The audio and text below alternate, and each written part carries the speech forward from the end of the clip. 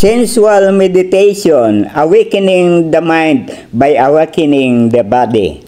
Sunday, August 24, 2025. The Day of Spirituality.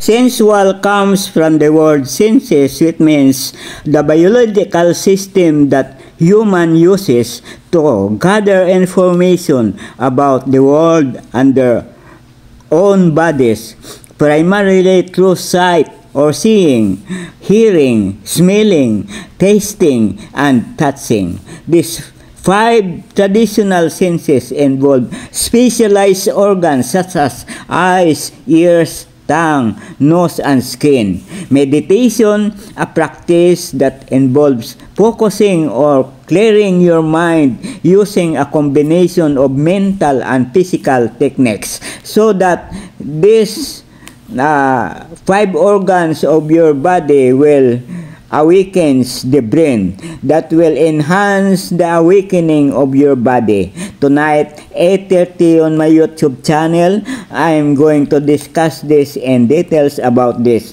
phenomenal activity.